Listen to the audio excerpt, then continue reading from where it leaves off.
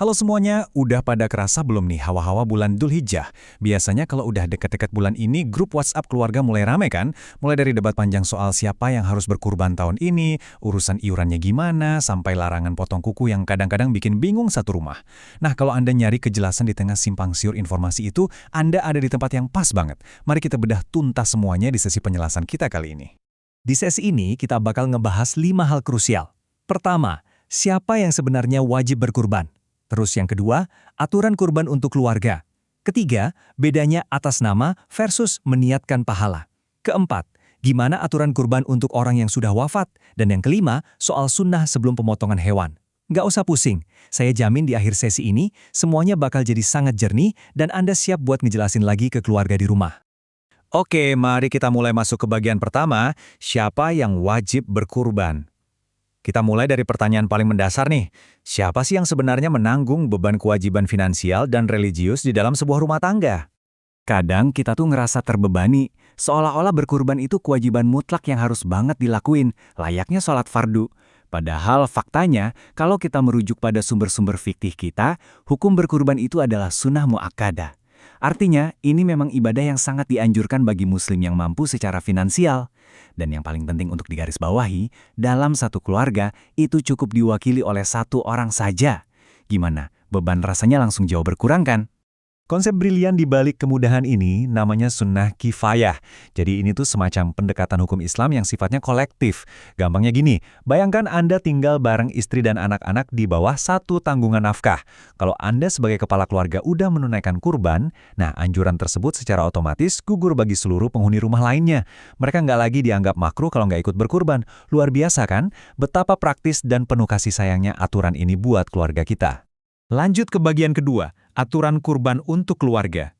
Sekarang kita lihat gimana sih konsep sunnah kifayah tadi ngebantu kita ngejawab kebingungan logistik yang paling sering jadi bahan obrolan di meja makan keluarga menjelang Idul Adha.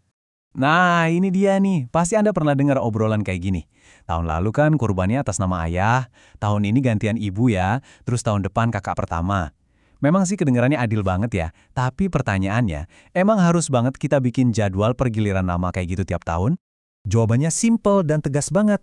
Nggak perlu. Beneran, Anda nggak usah pusing-pusing bikin jadwal giliran kurban keluarga segala. Cukup satu ekor hewan kurban atas nama kepala keluarga setiap tahunnya, itu udah sah dan sangat mencukupi untuk menanggung seluruh anggota keluarga yang tinggal di bawah atap yang sama. Untuk benar-benar melihat indahnya kelonggaran ini, coba deh kita renungkan hadis sahih riwayat Imam Muslim ini. Rasulullah sendiri waktu menyembelih 2 ekor domba kibas, beliau berdoa dengan sangat indah. Ya Allah, terimalah dari Muhammad, keluarga Muhammad, dan umat Muhammad. Dari sini kita bisa belajar banget kalau niat kebaikan kurban itu jangkauannya luas banget. Nggak cuma buat satu orang, tapi melingkupi keluarga, bahkan umat secara keseluruhan.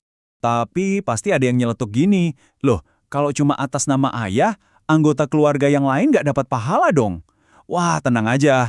Berdasarkan literatur fikih klasik seperti Hasyiah Bajuri, ada penjelasan dari Imam Ramli. Intinya, meskipun kurbannya dilakukan oleh satu orang, yaitu si kepala keluarga, seluruh anggota keluarga itu tetap kecipratan pahala kurbannya secara utuh.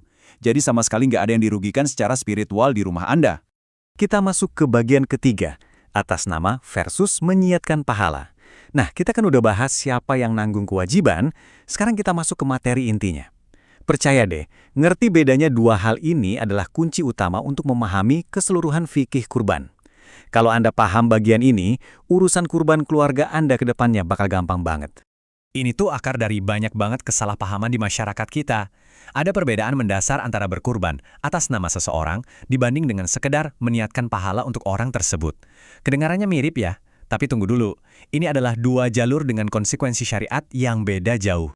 Poin paling krusialnya itu ada di definisinya. Kurban atas nama berarti ritual ibadah hewan tersebut secara resmi didaftarkan dan jadi milik sah si orang itu. Sedangkan kalau meniatkan pahala, kurban itu tetap milik Anda, pendaftarannya atas nama Anda tapi poin kebaikannya atau pahalanya Anda niatkan untuk ditransfer ke orang lain.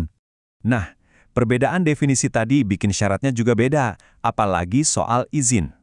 Kalau Anda mau beli kambing dan didaftarkan atas nama orang tua Anda wajib banget minta izin ke mereka. Nggak ada izin kurbannya nggak sah. Tapi, beda cerita kalau Anda berkurban atas nama diri sendiri. Terus cuma meniatkan pahalanya buat orang tua. Anda bebas ngelakuin itu tanpa perlu minta izin sedikit pun. Praktis kan? Kalau kita bandingin nih dua kondisi ini, kelihatan banget kalau jalur meniatkan pahala ini adalah solusi terbaik dan paling aman. Kenapa? Karena meniatkan pahala itu bebas hambatan. Mau buat orang tua yang masih hidup kek, atau yang udah wafat, semuanya boleh. Nggak ada batasan sama sekali. Ini ibarat celah praktis nan indah yang udah disediain sama syariat buat kita berbagi pahala sama orang tersayang. Sekarang kita masuk ke bagian keempat, kurban untuk orang wafat. Karena barusan kita ngebahas soal meniatkan pahala, pas banget kita transisi ke topik yang sering bikin emosional ini, yaitu berkurban untuk menghormati orang tua dan keluarga tercinta yang udah ninggalin kita. Ini biasanya pertanyaan berat yang paling sering muncul. Banyak dari kita, apalagi anak-anak yang baru dapat rezeki lebih, pengen banget berbakti ke orang tuanya yang udah di alam kubur. Boleh nggak sih kita berkurban secara resmi atas nama almarhum? Nah, karena ini ngomongin jalur atas nama, aturannya jadi lumayan ketat, dan kita harus merujuk ke pendapat dari 4 madhab fikih. Mari kita lihat pandangan ini secara objektif biar kita nggak bingung. Dalam madhab Syafi'i, berkurban atas nama orang yang udah meninggal itu dianggap tidak sah, kecuali almarhum emang pernah berwasiat sebelum beliau wafat. Terus, di madhab Maliki, ini dianggap makruh kalau nggak ada wasiat. Tapi di sisi lain, madhab Hanafi memperbolehkannya, karena mereka menganggap kurban itu sifatnya seperti sedekah yang pahalanya pasti sampai. Dan madhab Hambali juga ngebelihin, hukumnya disamakan aja seperti kurban untuk orang hidup. Jadi emang ada keragaman pendapat yang sangat kaya di antara para ulama. Terus gimana dong kesimpulan praktisnya buat kita yang di Indonesia? Karena mayoritas kita ini mengikuti madhab Syafi'i, aturannya jelas banget. Jangan mendaftarkan kurban atas nama almarhum kalau emang nggak ada wasiat dari beliau. Tapi tunggu dulu, ingatkan pelajaran kita sebelumnya? Solusi paling cantik dan aman adalah berkurbanlah atas nama Anda sendiri, lalu dalam hati Anda niatkan pahala sembelihan itu untuk almarhum.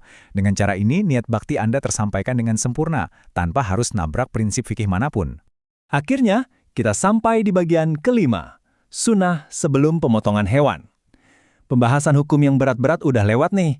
Sekarang kita fokus ke tindakan praktis yang biasanya jadi rutinitas keluarga pas hari-hari menjelang bulan Zulhijjah. Fakta yang satu ini bakal mematahkan mitos yang sering beredar, dan jujur aja, nyelamatin banyak anggota keluarga dari keharusan tampil berantakan pas hari raya. Jadi gini, emang disunahkan untuk nggak potong kuku dan rambut mulai dari tanggal 1 Dzulhijjah. Tapi, dengerin baik-baik, aturan ini itu hanya ditujukan secara spesifik buat individu yang namanya dipakai untuk berkurban. Jadi kalau kurbannya didaftarkan atas nama ayah, ya ibu dan anak-anak silakan aja potong rambut dan potong kuku seperti biasa. Nggak perlu ikut-ikutan gondrong. Sebagai penutup dari pembahasan seru kita hari ini, saya mau ninggalin satu pertanyaan buat Anda renungkan. Sudahkah Anda nyiapin niat terbaik untuk kurban keluarga Anda tahun ini?